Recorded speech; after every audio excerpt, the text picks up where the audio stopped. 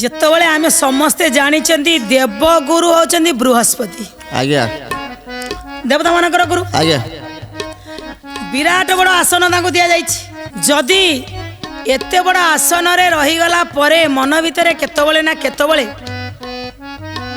ଈର୍ଷା ଭାବନା ଆସିଯାଏ, ତାହେଲେ କ'ଣ ହୁଏ ନା ଯେତେ ବଡ଼ ପଦବୀରେ ଆଜ୍ଞା ଥାଆନ୍ତୁ, ଯଦି ଈର୍ଷା ରୂପୀ ସେ ବିଷବୃକ୍ଷଟା ଆପଣଙ୍କ ଭିତରେ କେଉଁଦିନ ନା କେଉଁଦିନ କେଉଁଠି ପହଞ୍ଚିଯିବ, ତାହେଲେ ଜୀବନ ତଳକୁ ତଳକୁ ତଳକୁ ତଳକୁ ଚାଲିଯିବ।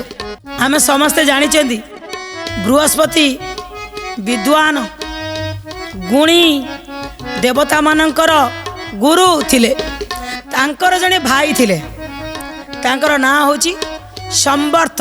କିନ୍ତୁ ଦୁଇ ଭାଇଙ୍କ ଭିତରେ ସମ୍ବର୍ତ୍ତ ଥିଲେ ଟିକେ ସିଏ ବିଦ୍ୟାବାନ ବହୁତ, ବୃହସ୍ପତିଙ୍କ ଠାରେ ଆଉ ଟିକେ ଉଚ୍ଚତର। ଆଉ ତାଙ୍କର ଯିଏ ରାଜା ସେଇଠିକାର ଥିଲେ, ସେ ରାଜାଙ୍କ ନାଁ ଥିଲା ମରୁଜ। ତାଙ୍କର ସବୁବେଳେ ଜୀବନରେ ଚିନ୍ତା ଥାଏ ଯେ ଯଦି ମୁଁ ଗୋଟିଏ ଯଜ୍ଞ କରିବି, ଏ ଯଜ୍ଞରେ ମୁଁ ଯଦି ବୃହସ୍ପତିଙ୍କୁ ମୋର ଯଜ୍ଞାଚାର୍ଯ୍ୟ ରଖିବି। ଅନେକ ଦିନରୁ ତାଙ୍କ ମନ ଭିତରେ ଏହି ଭାବନା ଥାଏ। ଦେବଗୁରୁ ରହିଛନ୍ତି ବୃହସ୍ପତି, କିନ୍ତୁ ସମ୍ବର୍ତ୍ତ କେବେ ଏ ଦେବତାମାନଙ୍କର ଗୁରୁ ହେଇନାହାନ୍ତି କି କାହାର ଗୁରୁ ହେଇନାହାନ୍ତି। ସିଏ କିନ୍ତୁ ତାଙ୍କ ପାଣ୍ଡିତ୍ୟ ତାଙ୍କ ଗୁଣରେ ସିଏ ଥାଆନ୍ତି। ବେଳେବେଳେ କ'ଣ କରନ୍ତି ନା ତାଙ୍କୁ ତାଚ୍ଛଲ୍ୟ କରି ପଦେ ପଦେ କେତେବେଳେ କହିଦିଅନ୍ତି ଦେବଗୁରୁ। ଯେତେବେଳେ ଏଇ କଟାକ୍ଷ କଥା ଶୁଣନ୍ତି, ଯିଏ ଆଜ୍ଞା ଜ୍ଞାନୀ ଗୁଣୀ ପଣ୍ଡିତ ଥାଆନ୍ତି, ଯାହା ଭିତରେ ବିଦ୍ୟା ଥାଏ, ଫଳନ୍ତି ଗଛ ଯେମିତି ଅଧିକ ଫଳ ଫଳିଲେ ସେ ଯଦି ନଇଁ ପଡ଼େ, ସମ୍ବର୍ତ୍ତ ସବୁବେଳେ ଭାବନ୍ତି ହଁ ବୁଝିପାରିନି କହୁଛି କହୁ। ଏଇଭଳି ଭାଇଙ୍କର ବ୍ୟଙ୍ଗାତ୍ମକ କଥା ଶୁଣିକିରି ଘର ଛାଡ଼ି ସମ୍ବର୍ତ୍ତ ପଳେଇଲେ। କହିଲେ ମୁଁ ଯାଉଛି ବାହାରେ ରହି ତପସ୍ୟା କରିବି। ସବୁବେଳେ ଇଏ ବୁଦ୍ଧିମାନ ବୋଲି, ଦେବତାମାନଙ୍କର ଗୁରୁ ବୋଲି ମୋତେ ଯଦି ସବୁବେଳେ ବ୍ୟଙ୍ଗାତ୍ମକ କଥା କହିବ, ସବୁବେଳେ ମୋତେ କଥା କଥାକେ ଟିକେ ପିନି ମାଇଲା ଭଳିଆ କହିଦେବ, ମୁଁ ରହି ଭାଇ ଭାଇ ଭିତରେ କାହିଁ ଏମିତି ହେବ? ସିଏ ବି ଗୁଣମାନ, ମୁଁ ବି ଗୁଣମାନ, ସିଏ ବି ବିଦ୍ୟାମାନ, ମୁଁ ବି ବିଦ୍ୟାବାନ, ମୁଁ କାହିଁ ତା ପାଖରେ ରହିବି? ମୋତେ କଥା କଥାକେ ବ୍ୟଙ୍ଗାତ୍ମକ କଥା କହିଦେଉଛି। ଘର ଛାଡ଼ି ଯାଇକିରି ବାହାରେ ରହିକିରି ସାଧନା କଲେ। ଯେହେତୁ ବିଦ୍ୟା ଅଛି ଆଜ୍ଞା, ବିଦ୍ୟାବାନ ସବୁ ଜାଗାରେ ପୂଜା ପାଏ। ଆଜ୍ଞା ରାଜା ସିନା ପୂଜା ପାଏ ଆପଣା ଦେଶରେ, କିନ୍ତୁ କବି ବା ବିଦ୍ୟାବାନ ପୂଜା ପାଉଥାନ୍ତି ଦେଶ ବିଦେଶରେ। ବିଦ୍ୟା ଯେହେତୁ ଅଛି, ଏ ଯାଇ ବାହାରେ ରହିଲେ କିନ୍ତୁ ପାଖ ଆଖର ଲୋକ ଜାଣିଛନ୍ତି ବିଦ୍ୟାବାନ। ସେଇ ମରୁଜ କ'ଣ କଲେ ନା ଗୋଟିଏ ଯଜ୍ଞ କରିବି, ଇଏ ଯଜ୍ଞ ମୁଁ କ'ଣ କରିବି ନା ଏ ଯଜ୍ଞ ମୋର ସଫଳ ହେଇଗଲେ ମୁଁ ଦେବରାଜ ଇନ୍ଦ୍ରଙ୍କର ପଦବୀଟା ପ୍ରାପ୍ତ କରିବି। ଏଇଟା ବଡ଼ ଆଶା ରଖିଛନ୍ତି। ଆଉ ପ୍ରାୟ ସେତେବେଳେ ଆଜ୍ଞା ଅନେକ ଲୋକଙ୍କର ଏଇ ଆଶା ଥିଲା। ଏଇ ମର୍ତ୍ତ୍ୟପୁରରେ ବି କେତେ ଲୋକ ଆଜ୍ଞା ସେଇ ଦେବରାଜ ଇନ୍ଦ୍ର ପାଇଁ ଉପଯୁକ୍ତ ପଦବୀ ଥିଲା। ସେଇଭଳି ଯଜ୍ଞ ଥିଲା। ଆଜି ହୁଏତ ଯଜ୍ଞରେ ଟିକେ ଅଲଗା ପ୍ରକାର ଅଛି। ସେତେବେଳେ ଭାବିକିରି ସିଏ ଆସି ପହଞ୍ଚିଗଲେ। କିଏ? ମରୁଜ ରାଜା ବୃହସ୍ପତିଙ୍କ ପାଖରେ ନିଜର ଯାହା ଲକ୍ଷ୍ୟ ଥିଲା ତାକୁ ଉପସ୍ଥିତ କରାଇଦେଲେ।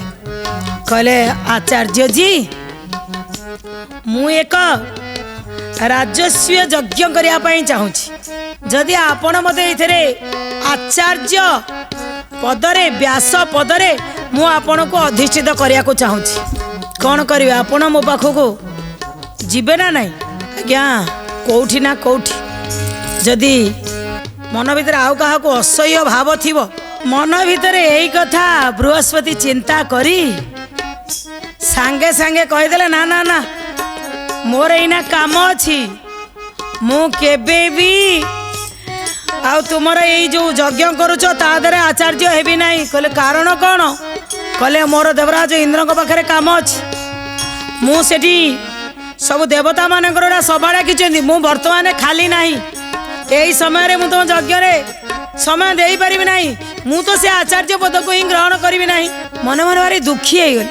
କହିଲେ ଆରେ ଇଏ ମୁଁ ଏତେ ଭାବ ନେଇକି ଆସିଥିଲି, एते भक्ति नहीं कि आसीथिली किंतु बृहस्पति मते मना करदेले यज्ञ को जीवेनी भारी मन दुख है जिते मन दुखरे फेरुंती मन पड़गला कहले अच्छा जो बृहस्पति भाई संवर्थ ये कुआड़े गले ये तो भाई कथार छाड़ी सीना पलि जाइछंती किंतु जोटी जाइकरी रही सेठी साधना करुचंदी तपस्या करुचंदी स्वाध्याय करुचंदी आउ बहुत दूर को दूर को दूर को दूर को तांकर प्रशंसा चारिआडे विछुरित हो पड़ुछि पचारि बुझिले मरुज कहले अच्छा ये जो संवर्त कुआड़े गले कि लोक मैंने कहले ये सिना दी भाई भितर ये ये कहले मु बड़ सी कहले मु बड़ दी जन भितर बड़ हेले टोना उटरा हेले किंतु जहा पछे कहतु ए बृहस्पति टिके ईर्षालु कहले ये देवराज इंद्र पाखे रही रही इंद्र जमी क्या सही पारती ये बृहस्पति टिके सही गुण अच्छी भाई की सही पारे ना कि सी भारी गुणी सी भारी ज्ञानी सी भारी तपस्वी आगरे गोटे सी आश्रम बनईकरी रही